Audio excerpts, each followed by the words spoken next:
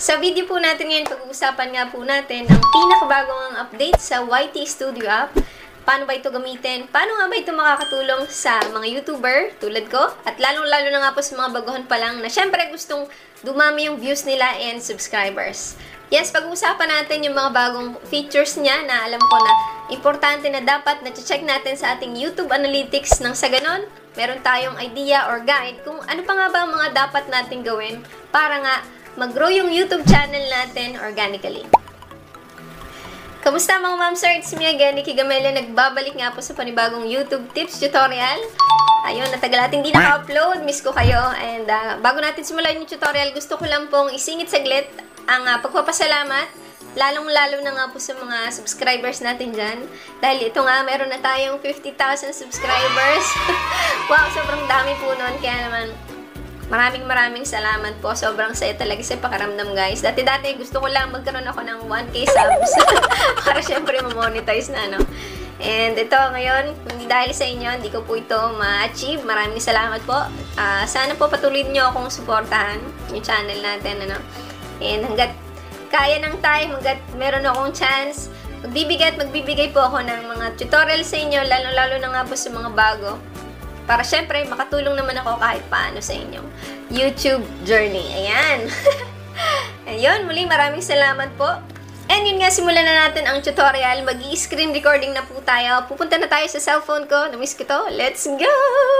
At kung hindi nyo pa nga siya na-download or na-i-update, ay pumunta nga lang po kayo sa Google Play Store or App Store. Ayan, para nga po ma-download at ma-update nyo po siya. At kung bagong pangalan siya nagagamit, syempre kailangan mag-sign in yung YouTube account mo, yung sign in mo dyan.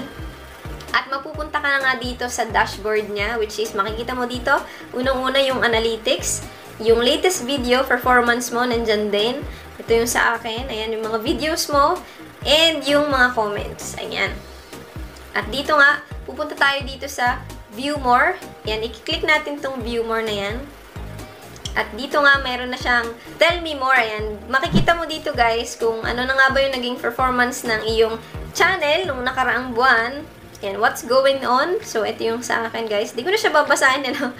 Para hindi naman ganun kahaba. Makikita mo rin dito kung ano ba yung mga pwede mo pang improve. Sasabihin yan dito. At yung mga videos mo nga na nakakuha nga ng madaming subscribers. By looking nga po sa mga top videos mo with more views o subs na nakuha, malalaman mo nga mga videos na pwede mo pang gawa ng related topics. Dahil possible kasi na magkaroon din ito ng same result doon sa mga first video na nakakuha nga ng maraming views and subscribers. Ito yung gusto kong ipakita sa inyo, guys. And dito po sa reach, malalaman mo din ang impression channel mo, kung gaano ka nga ba kadalas ipinakikita ni YouTube sa YouTube sa mga viewers, ayan, sa mga possible subscribers mo. And syempre, nandito rin yung impression click-through rate pa rin na talagang importante, guys. Ibig sabihin lang nito, ito yung performance, guys, ng inyong thumbnail and title ng iyong video. By looking naman po sa result ng iyong click-through rate or CTR, malalaman mo kung effective ba ang title and thumbnail ng mga videos mo. Tatandaan po natin na mahalagang bigyan natin ng effort ang mga thumbnail at title ng bawat video mo dahil isa ito sa mga magiging dahilan para gustuhin ng viewers na i-click at panoorin ang pinublish mo ang video. Makita din dito, guys, ang traffic source ng iyong channel. Makikita mo dyan. Top external sources. Kung saan nga ba siya? Kung saan nga ba nagmumula yung mga views. In my case, sa akin po ay sa YouTube search. And yan, kahit paano malalaman mo na effective yung title na ginagawa ko sa aking mga video. Dito tayo sa YouTube search, nakikita nga ng mga viewers natin. Pag sinesearch nila, lumalabas yung video natin. Sa pag-analyze naman po dito, malalaman mo naman kung na-optimize mo ba ang iyong video with correct keywords, mostly sa title and description ng video mo. Makikita mo rin dito yung mga search terms na tinatype nga ng mga viewers or mga nagsisearch nga dito sa YouTube, ano? So, in my case, paano mag-edit ng video, KineMaster video editing tutorial, paano mag-edit sa YouTube. So, as you can see naman sa channel ko, kung hindi ka pa nga baguhan, editing tutorials din yung aking itinuturo kasi dito nga napansin ko sa YouTube Analytics, yun yung mga nagugustuhan mostly ng mga viewers natin. And dito nga guys, sa audience, kung pupunta tayo dito sa audience, makikita mo na rin dito nga sa YT Studio app, ang iyong mga returning viewers and new viewers. Ito, pag ikinilik mo yan, new viewers, and yung ating purple naman ang mga returning viewers. Maraming salamat sa mga returning viewers natin dyan ha.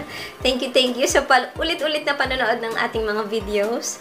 Malaking bagay po yon. And ito po yung nakakatuwa kasi meron na siya ngayong when your viewers are on YouTube. Makikita na rin natin kung kailan ba maraming online na viewers natin dito sa YouTube. So, maganda po itong paraan para malaman natin kung ano bang oras tayo magandang mag-upload ng mga bago nating videos. So, halimbawa, tulad ko, 6 PM nag-online yung mga viewers natin. So, pinakamagandang gawin dyan, dapat mga 1 oras bago sila mag-online, makapag-upload na ako ng video. Siyempre, pag online na sila, makikita na nila yung videos natin na in-upload nga, di ba? So, makakatulong po yon sa pagdami pa nga or possible na pagdami nga ng iyong views sa bago mong video. Ito rin, malalaman mo kung gaano ba kadami yung nanonood sa'yo na nakasubscribe at hindi nakasubscribe. At in my case nga po, meron akong 89% na nanonood sa akin na hindi pa nakasubscribe. Sad, pero okay lang yan. Magsusubscribe din sila. At eto pa guys, makikita mo rin dito yung mga ibang videos na pinanonood nga ng iyong mga viewers. Maganda po itong malaman dahil kung napanood nyo na yung mga iba ko pang video tips, sinasama ko po doon na lalo na kung ikaw nga ay bago pa lang dito sa YouTube, i-check mo din yung mga big channels na katulad nga ng iyong niche para nga nang sa ganun ay makakuha ka nga ng idea or guide para malaman mo kung ano ba yung mga ginagawa nila na nagugustuhan ng mga viewers nila. Pero yun guys, hindi ko po sinasabi ha, na gayahin natin sila ng gayang-gaya. Ayan, syempre kung baguhan ko pa lang, kukuha tayo sa kanila ng idea nga, or sila nga yung magiging pinaka-guide natin, di ba? And eventually naman, kapag nasanay ka na, or syempre naman, mas maganda pa rin na meron ka rin originality para nga, mas mahalin ka ng iyong mga subscribers. And makakatulong po ito guys dun sa tinatawag na suggested videos. Ano? Halimbawa, may mga videos ka na katulad nga din ng mga videos nila. Maaaring suggest ni YouTube yung videos mo sa mga viewers nila para syempre mapanood din nila ang iyong mga videos na for sure magugustuhan din nila dahil syempre parehas nga ng topic. Doon ka na magkakaroon nga ng mga unique viewers din and possible mga bago ding subscribers. Ayan. Pagdating naman sa videos guys, maganda to kasi pinapakita na nila dito yung restriction niya. Dati kasi wala to, no? Kung kailan nyo siya in-upload, ayan. Makikita mo na dito kung may copyright ba yung in-upload mong video. At kapag ikinilik mo nga itong pencil icon na to, ito, pagpunta ka dito sa more option, meron na rin tong way para makapaglagay ka ng tags. Siyempre, para din makategorize mo siya. Ito, ayan. Makikita mo dyan. Distribution nandito na rin, pwede mo rin iset dito guys. So, maganda talagang tulong ito, lalong-lalo na nga kung ang gamit mong pangalang sa ngayon ay cellphone, wala ka pang laptop or PC. Hindi mo naman itong gawin nga sa desktop site ng iyong cellphone, ayan. Pero, syempre, mas malaking ginhawa na rin to kasi alam naman natin na maliit lang yung screen doon. Medyo mahirap, lalo na sa mga malalabo yung mata, no? Dito rin, pwede mo ding i-allow dito yung comments, visibility. Pwede ka pumili dito. Last, ito meron ditong i-enable or disable nga yung likes and dislikes ng iyong video. At sana nga kahit paano may natutunan ka sa video natin ngayon at kung nabitin ka nga, meron pa akong mga video dito sa tabihan ko. Ayan, mamili ka na lang para sa mas marami pang video tips and tutorial. Thank you for watching. Hope to see you in my next one. Bye-bye! Bye-bye!